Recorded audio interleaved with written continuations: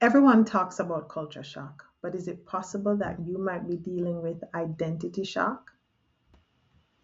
Welcome to the Resilient Foreigner podcast, where we explore the stories, studies, and strategies that help foreign professionals like you to build better lives abroad. I'm Dadi Nashanta, the founder of Resilient Foreigner, and I help foreign professionals to cultivate intercultural resilience one relationship at a time. Thriving abroad isn't just about finding the right job, learning the language, or understanding the culture. It's about finding your people, the friends who show up, the mentors who guide you, and the communities where you feel like you belong. So, if you're ready to build resilience, create meaningful relationships, and thrive wherever life takes you, you're in the right place. When you start to think about moving abroad, one of the first things that you'll come across, if you've never heard about it before, is culture shock. They tell you how when you move from one country to another, you're going to have to adjust to all these changes, the way people do things, the way people dress, the food they eat, the type of music people listen to, all the little components that make one culture different from another. They warn you about that. Sometimes you'll even get uh, workshops that prep you for what to expect in a new place or how things differ from your home country to the host country. And in many cases, most of us are prepared for the cultural changes. Or even if you're not prepared for it, you expect things to be different.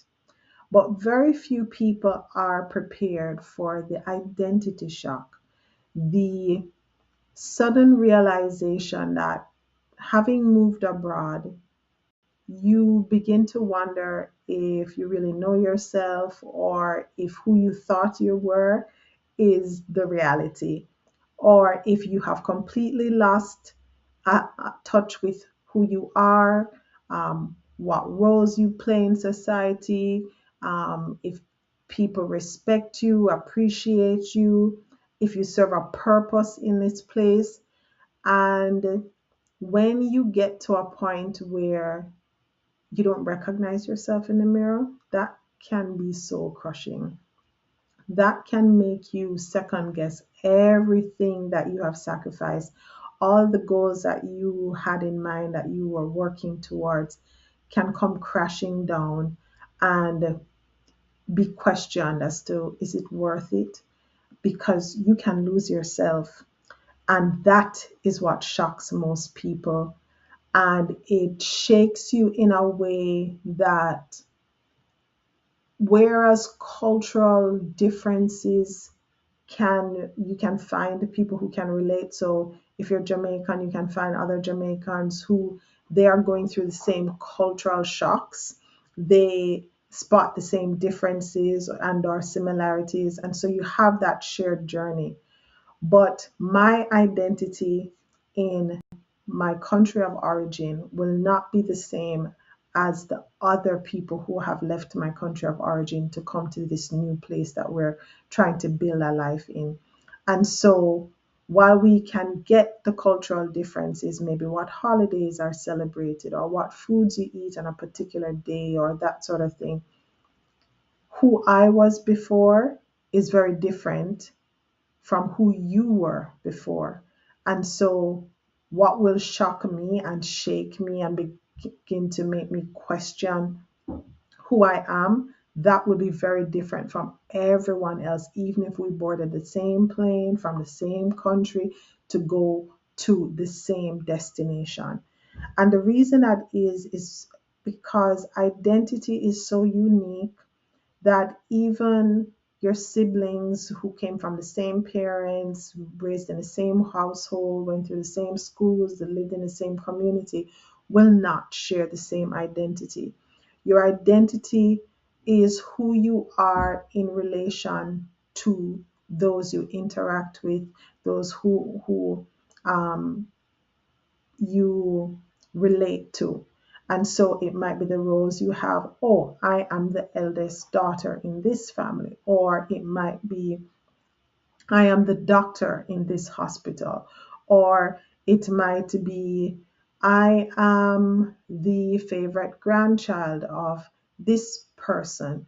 or it may be I am the mom who bakes cookies for all the school events. It is how you function in relation to your community, your peers. So, whatever environment you find yourself in, you play a role and you take on like a label that everyone else who is in that environment, whether it is a residential environment, so it's your neighborhood, or it could be a professional environment, how you show up at the job, whether you are a middle management person or you are the CEO. It could be your religious environment, whatever context you will find yourself from day to day within a space. You play a particular role, you function under a particular label, you interact with different people in those spaces on a particular term, and that is what defines you. Uh, so when you accomplish things, the thing that you're celebrated for on the football field with your friends that you play football with doesn't show up when you put on your, say, engineering uh, mechanic kind of gear to go under the hood of a vehicle and repair it. It's like two separate worlds, two different sets of relationships, and that's why it's unique.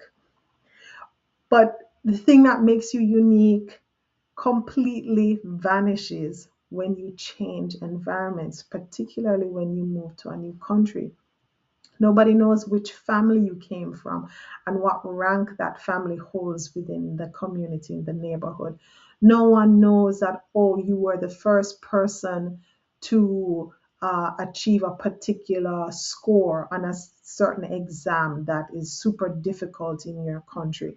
No one knows that, oh, you were the longest serving president of such and such organization. No one knows that you are fluent in five of the native languages in your country if none of those languages are spoken in the country, your host country.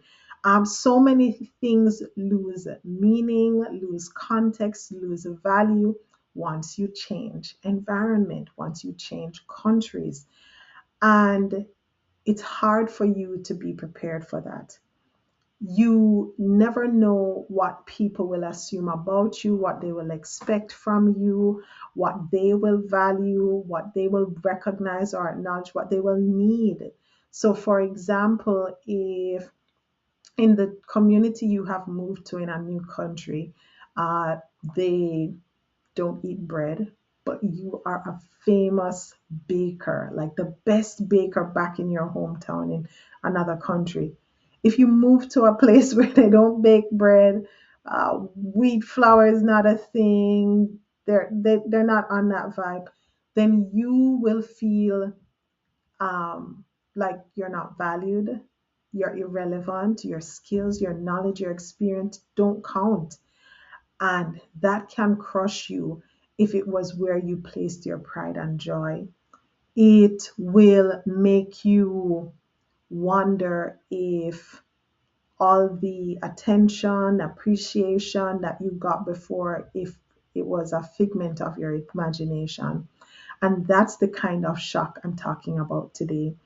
Uh, it's it's because you exist in relationships, and when you get on a plane and you move to a new place, you don't bring those relationships with you. You don't build those cultural norms, contexts, and values with you.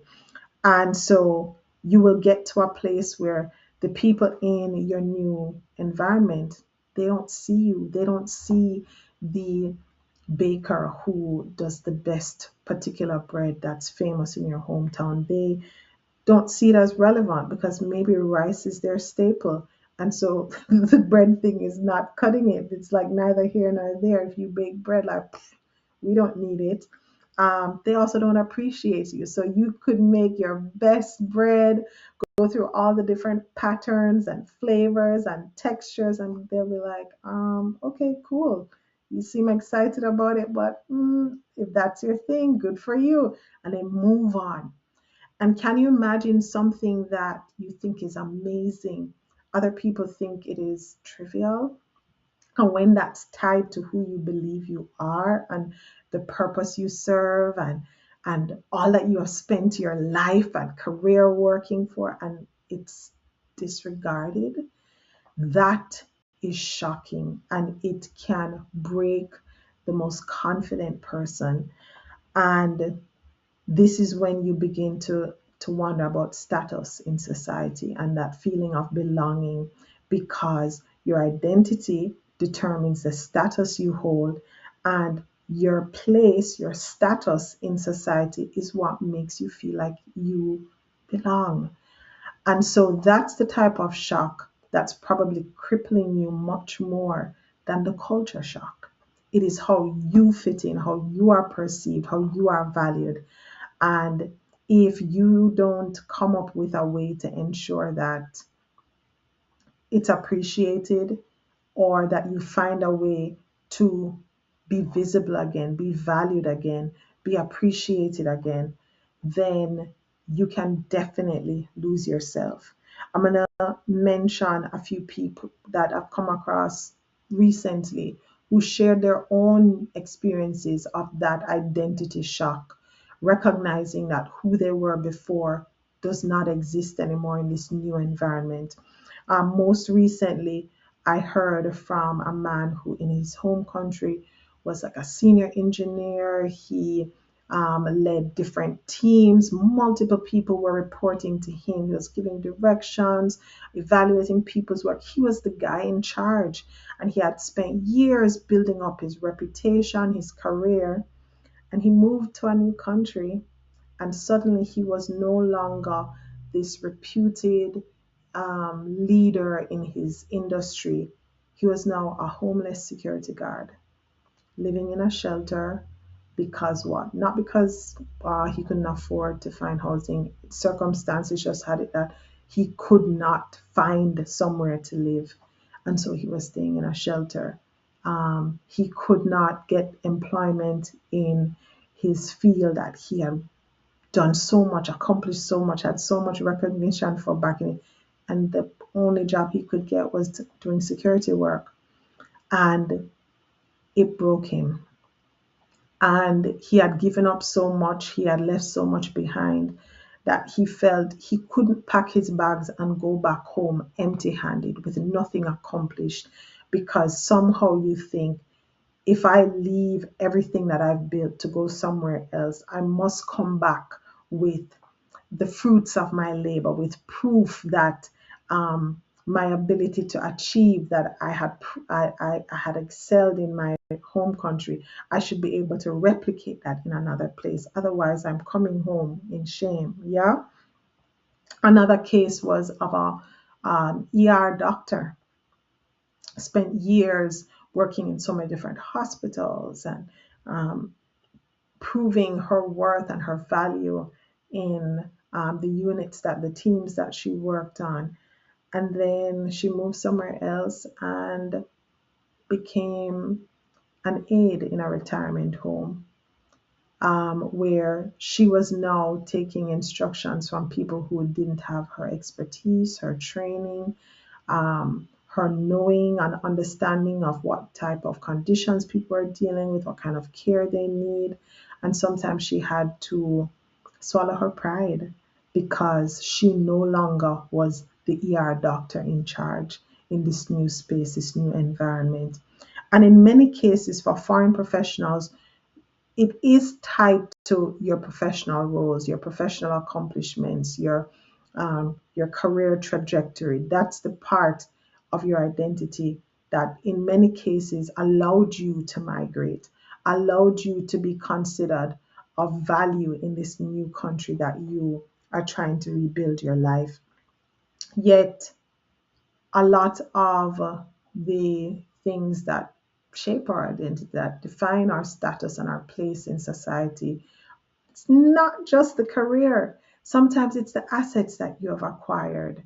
You may have acquired homes and land and vehicles, but you can't pack those in the car.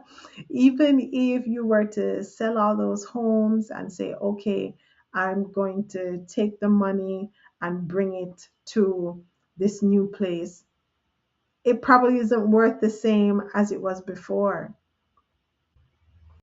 So, having given up your assets,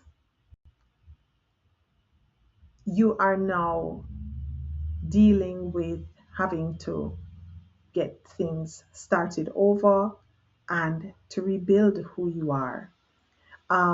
You are now dealing with the loss of your recognition, your authority, because you're in a new place. Nobody knows who you are. Nobody knows what you're capable of, what you've accomplished, and maybe what you've accomplished, just like the guy who is the amazing bread baker amongst rice lovers.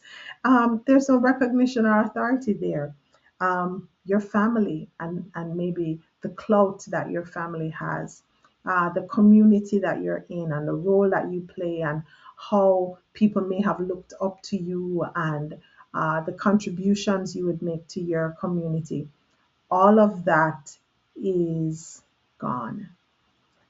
The beauty standards, maybe back home, your particular look was the thing, and you get to another place where their fashion trends, their beauty standards, the way they dress, the way they do their makeup, their hair, everything is different from what you're accustomed to. And suddenly, maybe the admiration that you were accustomed to, the way people would treat you because of your appearance, doesn't cut it anymore. And so now you're beginning to look in the mirror and wondering, am I really beautiful? Am I really stylish? Um, is my weight the right one? Because these values shift from culture to culture, place to place. And so, so many different aspects of what shape how we see ourselves, how others respond to us, we lose it in the process of relocating internationally. So, what is it? Is it that you're losing your identity? Or is this your chance to rebuild it? I want to say that it is your chance to rebuild it, because the fact is, who you were in your home country cannot cut it and will not transfer to who you are in a new country. A new environment requires a new identity, it requires new purpose, it requires skills to be transferred, knowledge, experience to be transferred to meet the needs that are present in the new environment. And so, on paper, you're a different person because back in your home country, you're a citizen. In the new country you've relocated to, you might be on a temporary status. So you may be considered a temporary resident. Or let's say you have acquired permanent residence, you're still not considered a native. And so on paper, you are different. In person, you are different because who you were back home is not recognized in this new place, because the people, the circumstances, the norms, the history does not transfer. So if you are descended from three generations of chefs, in this new place, they don't know those chefs. They don't know those three generations. They don't know the history of what you have accomplished. It doesn't cut it. You have to start all over.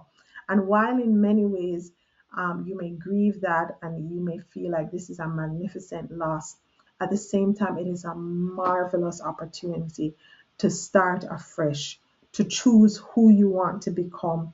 And the reality is, in order to succeed in a new environment, reinvention is required. You will need to start over, not just, oh, I'm moving into a new apartment, or oh, I'm getting new paperwork, or oh, I'm getting a new job. You literally have to change who you see when you look in the mirror. And the powerful part about it is that other people don't get to determine who you are when you look in the mirror. That power is still within you. You can choose. So, how do you deal with this? How do you move from a place of feeling like you're losing your identity to a place where you feel like, okay, I'm in charge and I am intentionally and strategically rebuilding my identity in this new space? Well, if you've read Becoming the Resilient Foreigner, my book, published in December 2025, you will know that the first two chapters we talk about this. We talk about number one, assessing the situation. So you are going to, in this moment, pause and acknowledge, okay, I recognize that I'm dealing with these challenges. Maybe a particular skill or training that I was glorified for back home is irrelevant here. And so this is a real challenge. I'm acknowledging it. However, I also notice that there's a gap here where there's something, either this same skill can be applied to a need, an area of lack that exists that they haven't figured out a solution for, or maybe some other skill that probably wasn't as valued back home but is in high regard in this new environment. I could go ahead and nurture, cultivate, whether it is a kind of neglected um, expertise that I have and that would be valued here, or this is something I can quickly acquire based on other experiences I've had. Oh, I can figure this out. I know how to do this. And you can become valued and relevant, appreciated in this new environment. That is an opportunity. So you're going to, one, in assessing the situation, acknowledge what the challenges are, and then also identify what the opportunities are for you to show up and be your best self, not losing yourself, but redefining who you are. And so that goes to step two, define your identity. You can choose who you are. It's literally, when you move to a new country, it's literally like you get to play dress up. You get to take on a new character, a new personality. You could literally walk into the place and say, hey, I am Tanya, even though you weren't Tanya before. You could, people ask you, what's your name? So many people are almost like forced to do this. You move to a new place, people can't pronounce your name. You come up with a new variation of your name just so they can say your name without it being a bother. It's done all the time. You used to be a commercial lawyer. Now you run an organization, a nonprofit that is in the fashion industry. It's been done. So you won't be the first, and this is a great time to look for mentors, to look for role models, to look for stories of other people who have relocated and reinvented themselves in order to get recognition, to be regarded, to be valued, and to feel that sense of, okay, I now belong in this space. I feel valued. I'm making a contribution, and people appreciate what I have to bring to the table. And so, in defining the new identity that you are building in this new environment, one, you can look at it to say, who can I become? And that's based on the needs that you see in the new environment and the knowledge, skills, and experience that you have brought into this space. Or you could say, who do I need to become? And that means I have a particular goal in mind. I left home trying to accomplish X, Y, and Z. And in order to accomplish these goals, I now need to become this particular person based on what the environment needs, based on what the environment can tolerate, based on what the environment uh, will allow. So you're going to make those decisions, assess the situation, then define who you want to become, and that will take you out of that state of shock. That will allow you to rebuild your identity and to redefine yourself, to reinvent yourself so that you can gain some sense of status, some recognition, some relevance, and be appreciated for who you are authentically and not be caught up in identity shock. So, if this is something meaningful to you and you think it would be of value to someone else, go ahead, share this episode with someone you know would need this kind of advice. And come on, send me a message. Let me know what was the standout point for you? What was different for you in how you viewed things before listening to this episode? And what's one thing that you're going to change? What's something new that you're going to do to take yourself out of identity shock? So that's it for today. Remember, resilience isn't built in isolation. Don't just live abroad, build a life abroad by reaching out to someone today.